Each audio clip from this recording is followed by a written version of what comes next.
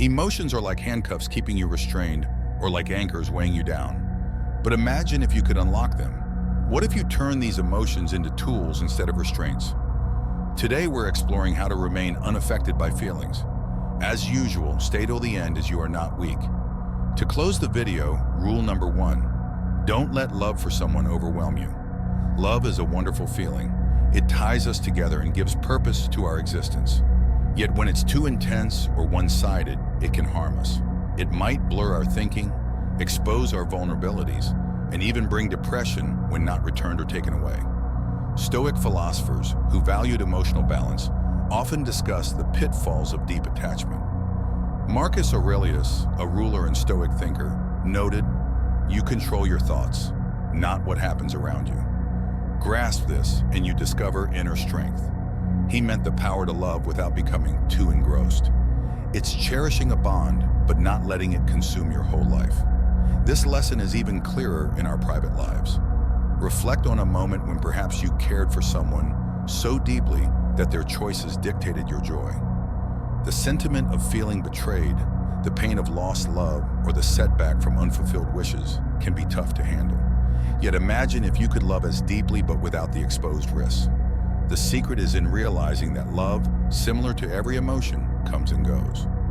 While it lasts, treasure it, yet don't let it be the anchor that limits you. Instead, think of it as the gust pushing your journey, advising but not dictating your route. Your path should be solely in your hands. By perfecting the skill of love without attachment, you defend your heart and fortify your soul. You can create meaningful bonds without the worry of getting lost in them. It's the initial move towards true emotional balance, where you're in charge of your feelings, not the other way around. Second rule, stop caring for everyone and reduce your empathy, understanding, and feeling. What another person does is widely praised as a top human virtue.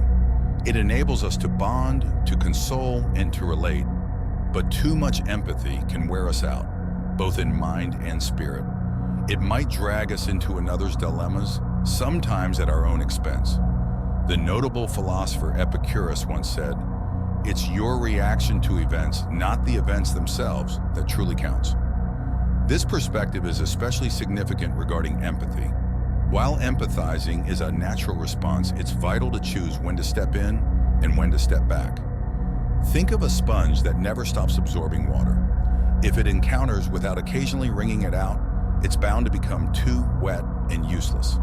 Similarly, when our emotional involvement is excessive in everything and everyone, we tend to become emotionally overloaded. This blurs our vision, drains our energy, and our personal ambitions take a back seat. This isn't about overlooking others' emotions or situations. It revolves around intentional empathy. It's determining when to emotionally engage and when to step back a bit.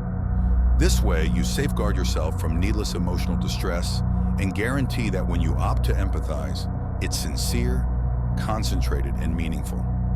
On the path to emotional detachment, choosing when and where to empathize becomes invaluable. It helps you traverse life with lucidity, making certain your emotional vigor isn't expended on every transient sentiment or event. Rule number 3, distance yourself from people who bring negativity. The individuals we choose to have in our lives significantly influence our feelings, mindset, and overall health. Much like one bad apple can ruin the whole bunch, a negative person can overshadow our existence, draining our energy and confusing our judgments. Stoics held strong convictions about self-care and valuing oneself. They realized that while we can't alter others' behaviors, we can choose our circle. Diogenes, famed for his Stoic perspectives, remarked, "We possess 2 ears and 1 mouth to ensure we listen twice as much as we speak."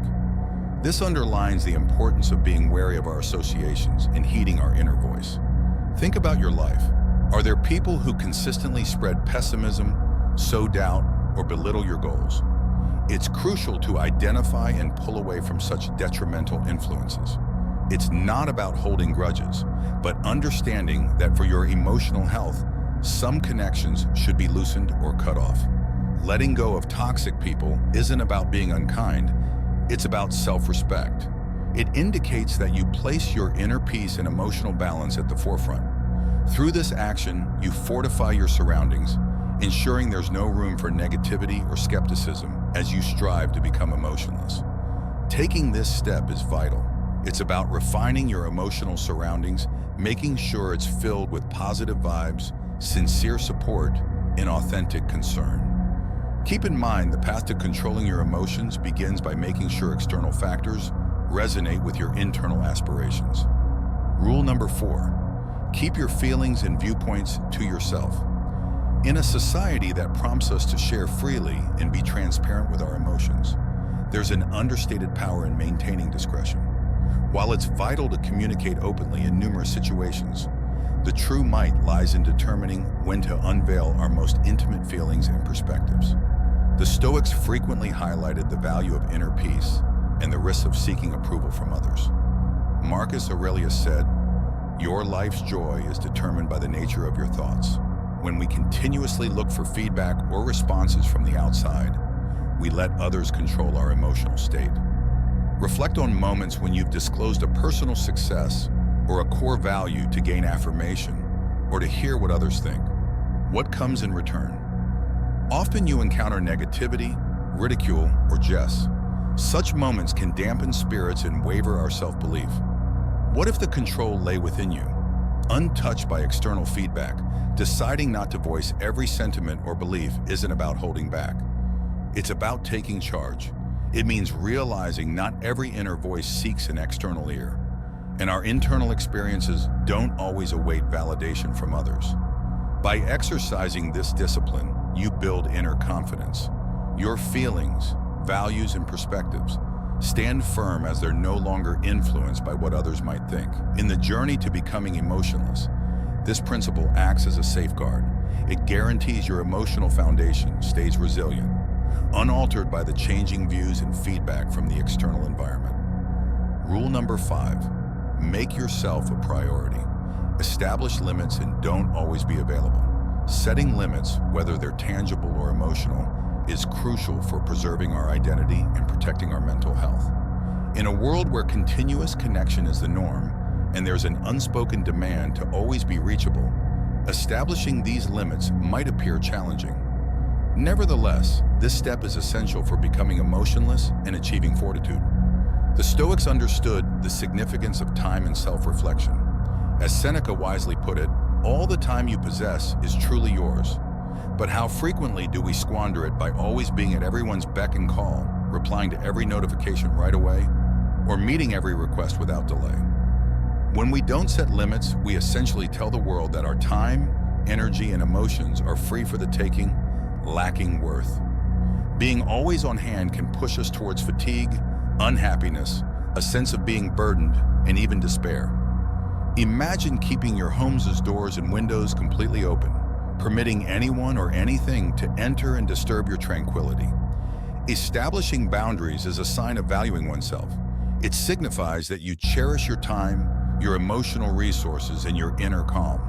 It's about confidently declining without feeling remorse, dedicating moments for personal reflection without explanation, and realizing that being selected in your availability doesn't diminish your concern for others. It just shows you also prioritize yourself. On the road to becoming emotionless, setting clear limits is crucial. It acts as a protection, ensuring your emotional cache isn't constantly diminished. This stance permits you to uphold a harmony and vigor independent of external solicitations. Rule number 6, make established limits and don't yourself a priority and adopt transparency. As we approach the end of our exploration into emotional resilience, Rule 6 underscores the significance of prioritizing oneself and adopting a direct approach. To really stay calm and succeed, you need to look after yourself. It's not about ignoring others, but understanding that you can't help anyone if you don't care for yourself first. Think about when you're on a plane and they tell you to secure your oxygen mask first before helping others.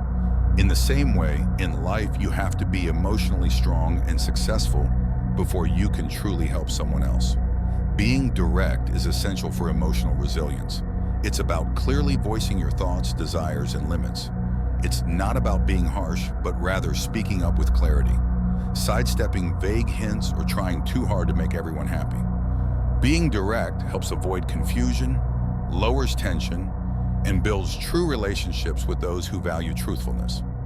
Living by this principle involves choosing actions aligned with your aspirations and principles. It's about setting boundaries and staying true to who you are. Without regrets, ignite the passion inside and let no obstacles stop you. Life is a challenge, but you're destined to win. Before you leave, make sure to subscribe for more interesting videos. Now channel your inner strength and take charge of the day.